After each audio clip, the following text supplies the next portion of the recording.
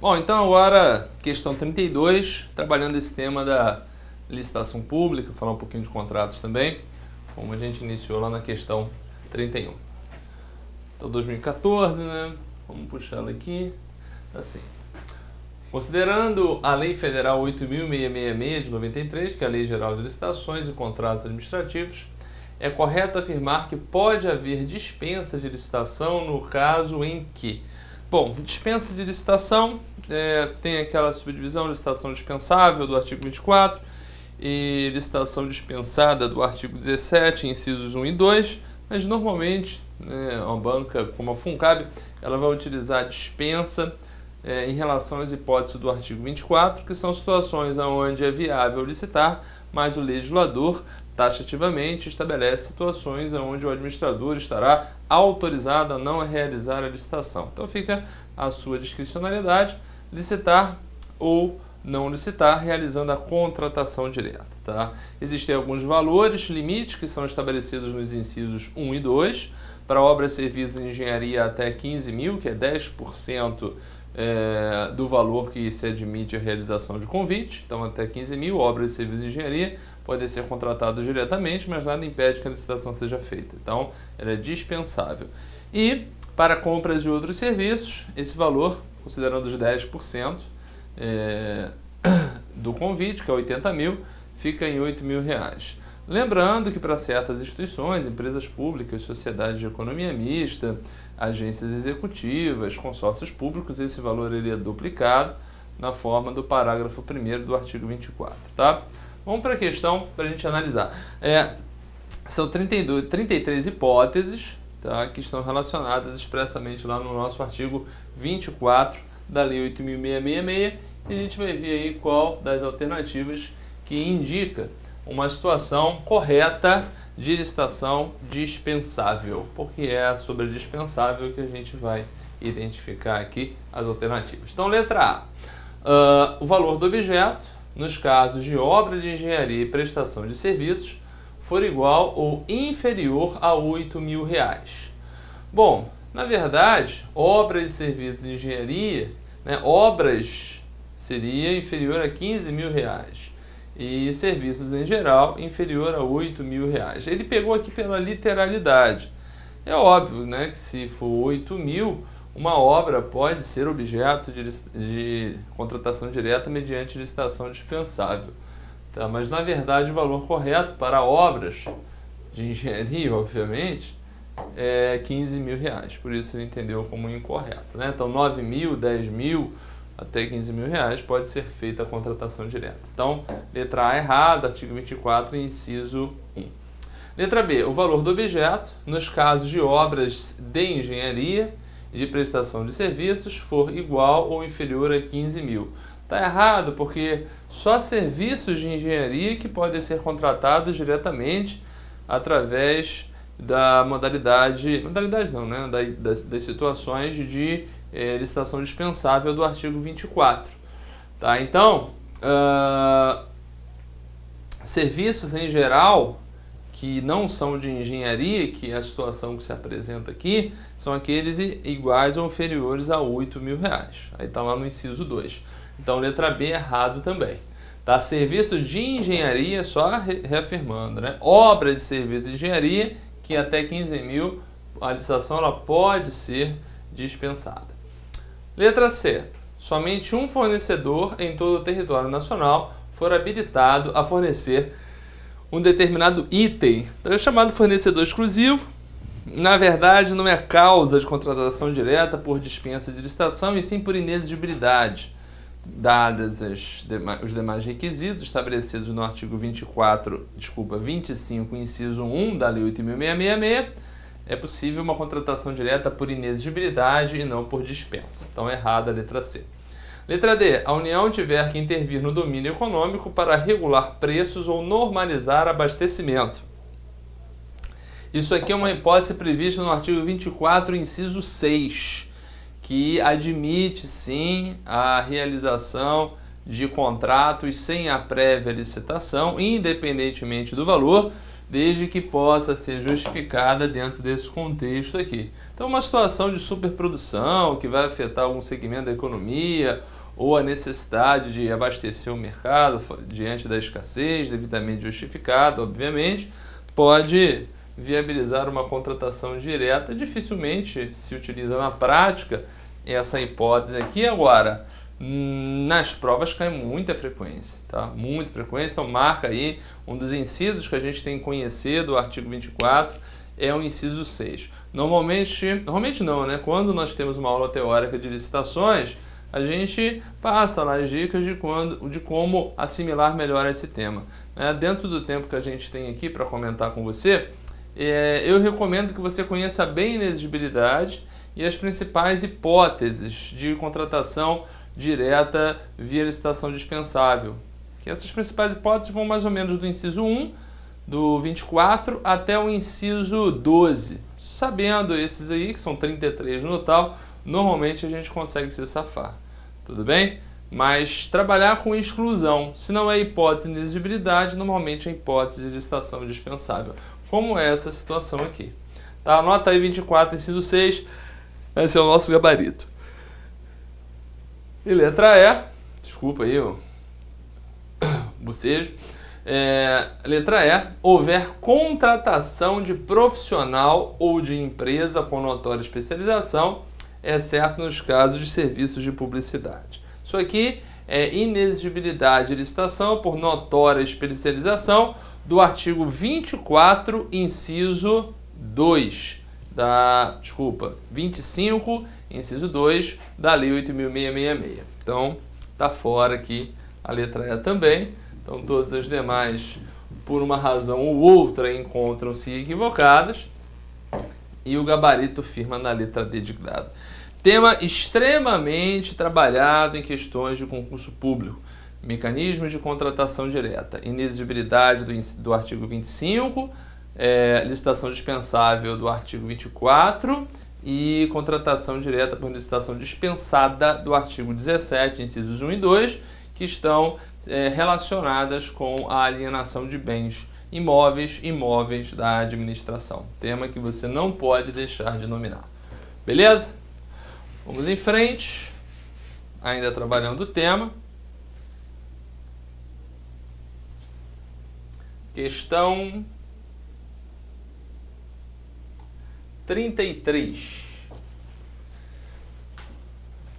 Vamos esperar melhorar aí a nossa lente, né?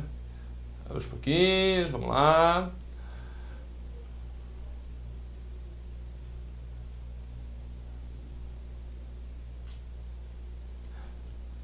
Sobre licitações e contratos administrativos, assinale a alternativa correta. Quando fala licitação e contrato administrativo, já pode pensar que a solução ela vai sair lá pelo pela Lei 8.666 de 93 ou pela Lei 10.520, que fala sobre pregão. Em regra, é ali que a gente vai encontrar as nossas respostas, tá? 10.520 ela fala de uma modalidade de licitação pública denominada pregão.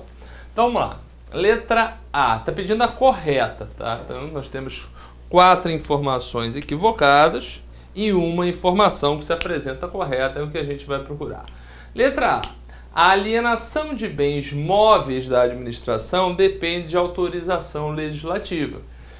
Equivocado porque isso é uma exigência que se aplica em regra, aos bens imóveis. E a gente identifica isso no artigo 17, inciso 1. Mas mesmo sendo um requisito para a alienação dos imóveis em geral, não é um requisito que vai se aplicar em todos os casos, como por exemplo, nos imóveis de propriedade das empresas estatais, que são empresas públicas e sociedades de economia mista, e também naqueles imóveis que vêm ao patrimônio público a partir de uma dação em pagamento ou de um procedimento judicial, isso lá no artigo 19 da Lei 8.666. Agora, móvel, em hipótese alguma, exige autorização legislativa para a sua alienação. Vai exigir outros requisitos, que a gente vai encontrar no artigo 17 do inciso 2. Avaliação prévia, devida justificativa, realização de licitação, como, se não for caso de licitação dispensada, porém, não se exige em hipótese alguma autorização legislativa. Ok? Letra B. Tomada de preço é a modalidade de licitação entre quaisquer interessados para escolha de trabalho técnico, científico ou artístico. Equivocado também. Se a gente quer encontrar definição de modalidade de licitação, eu já falei para você, é o artigo 22 dos parágrafos 1º a 5º na Lei 8.666, que nós vamos encontrar essas definições. E a modalidade de licitação adequada ao objeto relacionado aqui, trabalho técnico, científico ou artístico, é a modalidade concurso e não a modalidade de tomada de preço. Concurso que vai ter um regulamento próprio, que vai estabelecer critérios específicos para definir o trabalho técnico, científico ou artístico que é mais vantajoso para a administração pública e então tem todas as características diferenciadas em relação à realização de uma tomada de preço, que é o que coloca aqui o nosso enunciado. Então a definição de tomada de preço a gente vai encontrar no artigo 22, parágrafo 2º, e a definição de concurso, que é onde se enquadram essas informações, a gente vai encontrar no artigo 22, parágrafo 4º. Peço que você dê uma olhada lá depois, mas letra B errada. Letra C. A declaração de nulidade do contrato administrativo opera retroativamente, desconstituindo os efeitos por ele produzidos. É verdade, né? Quando o contrato administrativo ele se apresenta de forma ilícita, ele vai demandar a sua declaração de nulidade, e essa declaração de nulidade vai atingir o contrato desde a sua origem e vai afetar inclusive a própria licitação. A gente encontra isso lá no artigo 49 da Lei 8.666. Vai se preservar, obviamente, os direitos das pessoas que estão de boa-fé, como contratado. Se estiver de boa-fé, ele vai ter direito às indenizações pertinentes, principalmente quando demonstrar que sofreu prejuízos com essa declaração de nulidade, não tendo ele participado da causa que gerou a nulidade do contrato, sendo algo assim exclusivo por culpa da própria administração pública, tá? Ele vai ter direito a isso. Dá uma olhadinha lá no artigo 49 e as remissões que ele faz, que salvo engano é o artigo 59, mas não tenho certeza, tá? Então, gabarito aqui é letra C, mas vamos conferir o erro das demais questões. Letra D. É sempre permitido o contrato verbal com a administração? Não, pelo contrário. O contrato verbal ele é nulo de pleno direito como regra. Isso a gente vai encontrar no artigo 60. Contudo, as pequenas compras de pronto pagamento, que não ultrapassem o valor de R$4.000, podem ser objeto de uma contratação verbal. É óbvio que vai existir a contabilidade disso, vai ter a nota fiscal, vai ter a prestação de contas, porém não será necessária a edição de nenhum ato formal típico que caracterize a relação contratual que ali se estabelece. Tudo bem? Então temos aí o artigo 60 nesse contexto, onde a regra é que não se admite o contrato verbal. É mais importante que você saiba a exceção, né? A exceção é até mais importante. Aqui a gente mataria com uma certa tranquilidade. E a letra E coloca o seguinte: é expressamente vedada a exigência de garantia nas contratações de obras, serviços e compras. Pelo contrário, o artigo 56 ele não obriga a exigência de garantia a uma faculdade que a administração ela vai se utilizar, não é obrigatório, mas ela pode exigir a garantia, que tem lá os limites relativos ao valor do contrato, até 5%, contratações de grande vulto até 10%, as formas de prestação dessa garantia.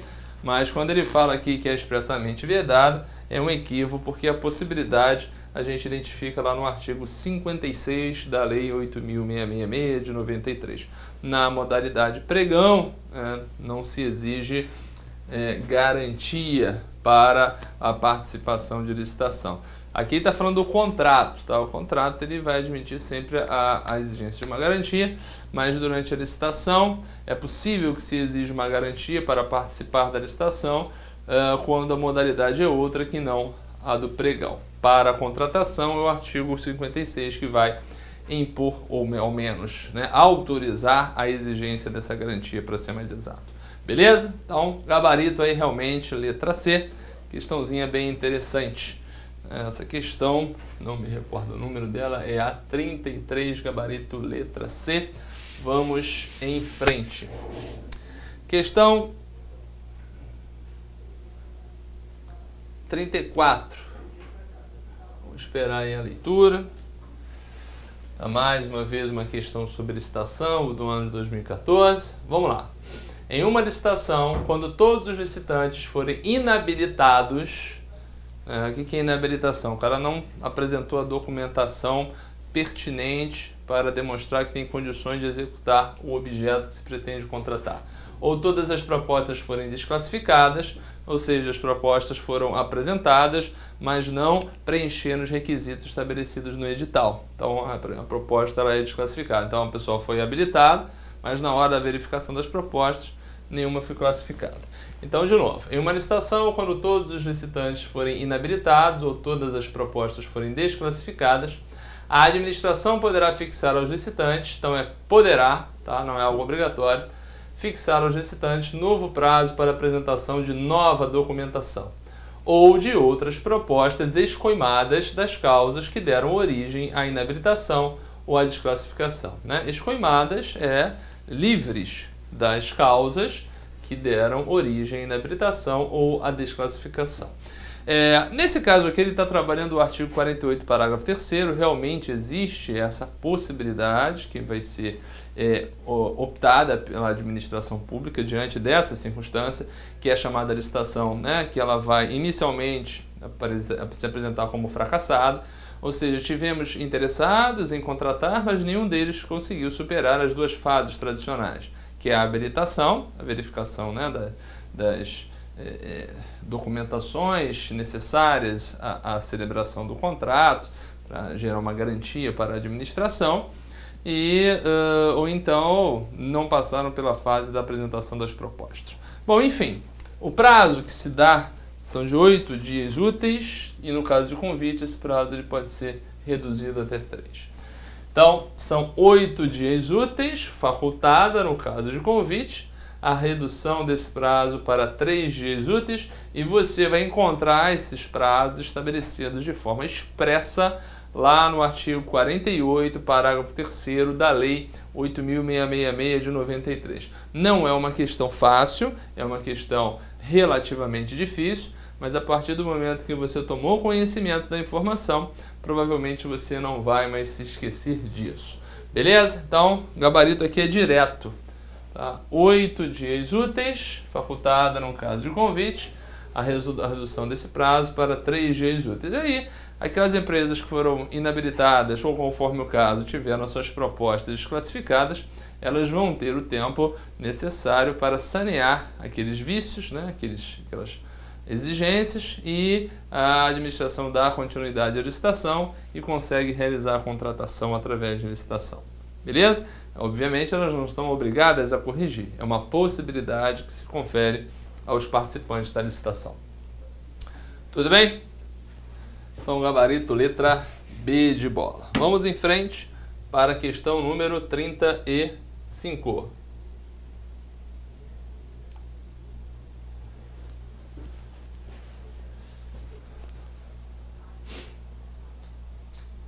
Licitação é o procedimento administrativo mediante o qual a administração pública seleciona a proposta mais vantajosa para o contrato de seu interesse. Isso é uma das finalidades que nós encontramos no artigo 3º da Lei 8.666. Das diversas modalidades de licitação, a denominada pregão tem características peculiares. Entre as citadas, uma não se inclui, identifique-a.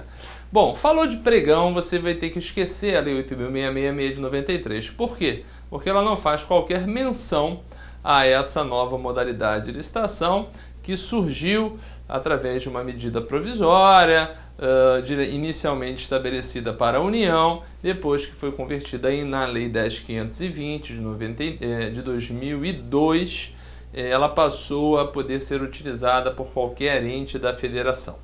Tá? Cada ente vai estabelecer os seus regulamentos, a União tem os seus regulamentos, tanto do pregão presencial quanto do pregão eletrônico, e a partir dessa regulamentação, juntamente com a lei, é possível que se faça uma licitação mais célere e mais competitiva, ou seja, mais rápida e com um trâmite que vai gerar maior competição entre os interessados, que é a chamada fase de lances verbais. Olhando para 10.520, o artigo que mais se destaca é o artigo 4º, que traz as principais informações. Não é uma lei extensa, é uma lei até relativamente pequena, não cria bloqueio, é uma lei interessante de se fazer a leitura, com especial destaque para o artigo 4º e também para o artigo 5º, além do artigo 1º, que estabelece lá o âmbito de aplicação e o objeto do pregão, que são compras e serviços comuns, né? Aquisição de bens e serviços comuns é aquilo que pode ser licitado pela via do pregão, independentemente de preço. Não há limitação de preço, desde que o bem ou serviço se qualifique como sendo um bem ou serviço comum, que é definido inclusive no parágrafo do artigo 1º, salvo engano, parágrafo único, onde são aqueles bens e serviços que são facilmente encontrados no mercado. Suas especificações, suas características são facilmente identificadas e ofertadas no mercado. Bom, dei uma passada geral, né, no nosso pregão e vamos ver o que é essa questão aqui. Ela nos exige, que ela está pedindo que a gente marque entre as características peculiares citadas, uma que não se inclui para o pregão. Então, estaria errado. Letra A. Maior celeridade de suas fases. É verdade, os prazos, se comparados com os prazos da Lei 8.666, considerando os objetos respectivos, são prazos mais rápidos. Prazos para recorrer, para contrarrazões, prazo para publicação, que são antecedência de 8 dias úteis, prazo de recorrer são 3 dias.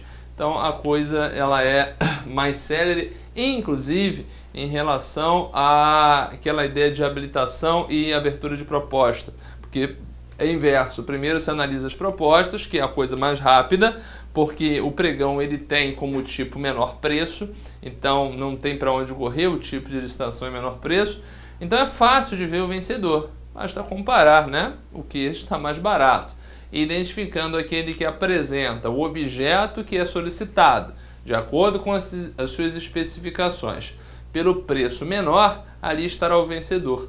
E a habilitação ela vai ser feita, em regra, só em relação àquele que apresentou a proposta mais vantajosa. Afasta o trabalho que é analisar a documentação de habilitação de uma quantidade indefinida, mas muitas vezes razoável, de interessados, para escolher apenas um para ser o vencedor depois. Então, quando a gente identifica a proposta mais vantajosa e aquele que apresenta a proposta mais vantajosa está com a documentação em dia, você resolve o problema rápido. Se ele não tiver, você chama o segundo na linha de proposta mais vantajosa, até que se encontre alguém com uma proposta que possa ser aceita, cuja documentação de habilitação esteja adequada. Com certeza vai ser bem mais rápido do que o inverso. Tem que habilitar todo mundo, abrir prazo de recurso, dor de cabeça, para só ir e analisar as propostas e escolher e identificar aquela que é mais vantajosa. O que se ganha? Você deixa de ter que analisar e julgar eventuais recursos daquelas empresas que não apresentaram a proposta mais vantajosa, tá? Ou então, pelo menos boa parte delas, caso você venha a inabilitar a primeira, ou a primeira e a segunda, que tem a proposta mais vantajosa. Enfim. Então, maior celeridade. Falei pra caramba, né? Letra B. Inversão das fases ocorrendo a habilitação posteriormente. Falei no meio da conversa, né? Primeiro proposta, depois habilitação. Tá certa a letra B. Letra C. Possibilidade de negociação do preço com o licitante vencedor. A lei vai estabelecer isso, né? Que o pregoeiro, que é o nome da pessoa que conduz o pregão, ele pode negociar o preço com o licitante vencedor. Isso às vezes é mais adequado quando o preço está acima do valor estimado. Aí você vai negociar. Quando o preço é o menor e está abaixo do valor estimado, essa negociação na prática não rende muitos frutos. Mas enfim, a lei coloca isso de forma expressa. Letra D. Exigência de garantia de proposta pelos licitantes. Aqui que é o erro, né? O gabarito está aqui. Não se exigirá garantia. E uma série de situações que são vedadas no pregão. tá? Que nós vamos encontrar no artigo 5º da Lei 10.520 de 2002. Então peço que você dê uma olhadinha lá na sua lei de pregão, lá no artigo 5º, e você vai perceber que não é possível se exigir garantia no curso de uma licitação sobre a modalidade de pregão. Beleza? E a letra E, disputa ocorre por meio de propostas e lances em sessão pública. Perfeito, né? Primeiro se abre as propostas de menor preço, depois você vai fazer o escalonamento para ver qual é a mais vantajosa e a sequência daquelas, né, que estão logo acima do preço, mas determinando uma ordem de classificação.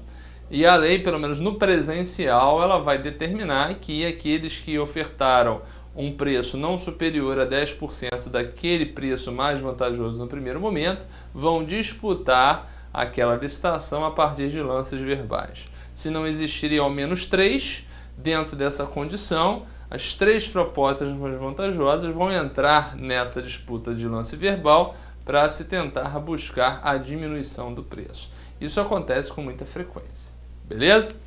E aí isso vem trazer o quê? Uma maior competitividade visando a busca da proposta mais vantajosa. Não é abrir o envelope, o mais baixo levou, não. Né? Depois tem como se fosse um leilão ao contrário, não é quem dá mais, é quem vende por menos ou quem presta o serviço por menos. Beleza? Então, o erro está aí na letra D de dado. Falou pra caramba de pregão, né? Mas pregão é uma boa pra gente matar uma questãozinha diferenciada na nossa prova. Sem bloqueio, hein? Sem bloqueio, parte pra cima da lei. Vamos em frente para chegar no objetivo. Já estamos na luta, né? A luta só termina quando a gente chega no objetivo. Vamos em frente. 36. A legislação federal sobre as licitações prevê situações em que pode ocorrer a inexigibilidade desse procedimento. E é o caso de... Bom, em relação à inexigibilidade, é o que eu falei para você. Tem que dominar o artigo 25, não tem jeito. Então pega o 25 lá e domina aquele troço. A inexigibilidade, ela envolve a inviabilidade de competição. Não tem como competir. E são 3 situações. O fornecedor exclusivo, vedada a preferência de marca para se chegar à inexigibilidade. A notória especialização, que tem sempre um objeto singular, né, profissionais, técnicos especializados lá do artigo 13 de notória especialização para execução de objeto singular que não admite para serviços de publicidade e divulgação. Está lá no artigo 25, inciso 2. E o tal do profissional do setor artístico, e vai, né, exercer lá o seu ofício, considerando esse profissional de qualquer setor artístico reconhecido pela opinião pública ou pela crítica especializada, diretamente ou através de representante exclusivo, né? Empresário exclusivo. Bom, vamos analisar aqui características especiais da inexigibilidade, inviabilidade de competição e uma relação desses 3 aí que eu citei para você, meramente exemplificativa. Outras situações onde a administração pública ela possa identificar essa inviabilidade de competição podem gerar uma contratação direta pela via da inexigibilidade. Beleza? Vamos lá, letra A. Contratação de profissional de qualquer setor artístico que seja consagrado pela crítica especializada ou pela opinião pública. Olha, aparentemente, né, a gente vai ter aí o gabarito na letra A, mas vamos ver aí as demais situações para realmente confirmar esse gabarito. Então, tá aqui. Letra B, situação de emergência ou calamidade pública. Isso é possível, mas vai ser hipótese preenchidos os devidos requisitos lá de licitação dispensável. Salvo engano, aí vai ser o inciso 3, ou não, 4 do artigo 24. C. Compra de gêneros alimentícios perecíveis realizada diretamente com o braço no preço do dia durante determinado período. Isso é até possível, salvo engano, o inciso 20 do artigo 24, mas tem que preencher alguns requisitos e a licitação dispensável. Esses 2 aqui são licitações dispensáveis e não casos de inexigibilidade. Aqui existe viabilidade de competição, mas uma situação concreta admite que o legislador faça a contratação sem a realização de licitação. Letra D, compra ou locação de imóvel para atividades principais da administração pública, mesma coisa. É a hipótese de licitação dispensável, preenchidos os demais requisitos. E letra E, serviços prestados por associações de portadores de deficiência física, sem fins lucrativos e de comprovada idoneidade. Também é mais uma situação de licitação dispensável. Então, você dominando a inexigibilidade, você sairia tranquilamente por aqui, que você já iria topar de cara com uma das 3 situações de inexigibilidade que eu recomendo que você domine mais uma vez. Beleza? Bom, confirmado, gabarito letra A. Vamos em frente.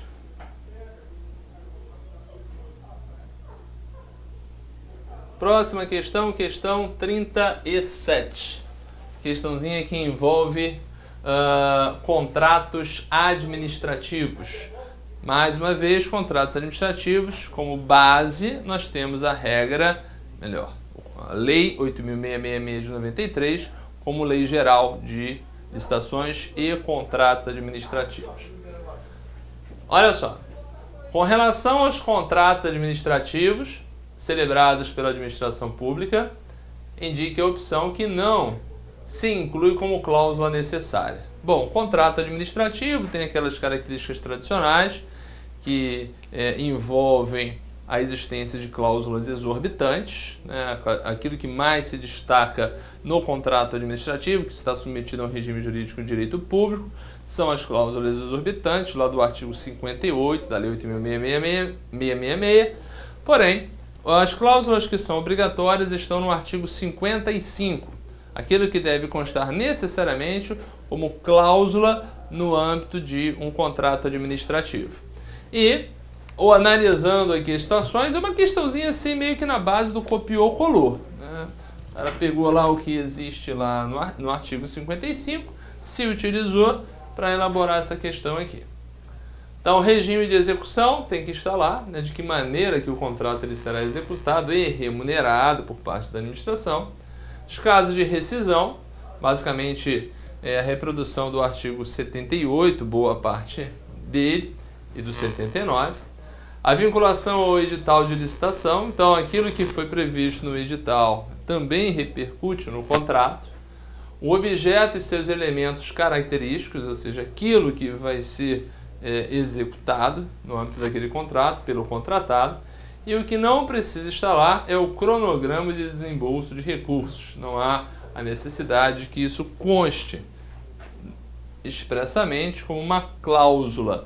Muitas vezes nós temos o cronograma físico e financeiro como um anexo do edital, principalmente em relação a obras e a serviços, onde paulatinamente os valores serão pagos conforme se chegue a determinadas metas pré-estabelecidas.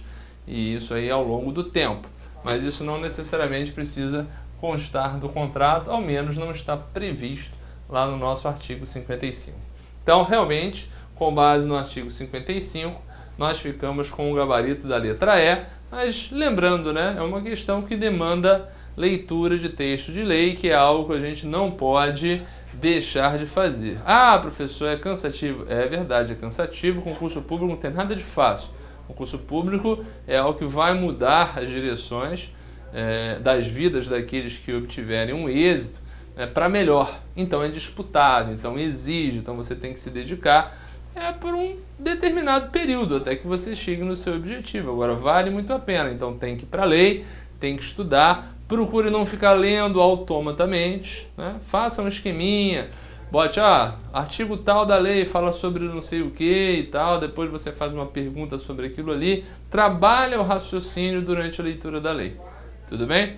Eu particularmente gostava de fazer exercícios em cima da lei, depois identificar o dispositivo que está sendo trabalhado, estudar aquele dispositivo especificamente, mas é de cada um, né? Cada um sabe a maneira que assimila melhor o conhecimento. Não tem muita mágica nessa seara. Tudo bem? Bom, então realmente aí gabarito letra E na nossa 37. Vamos em frente. Vamos lá para a questão número 38.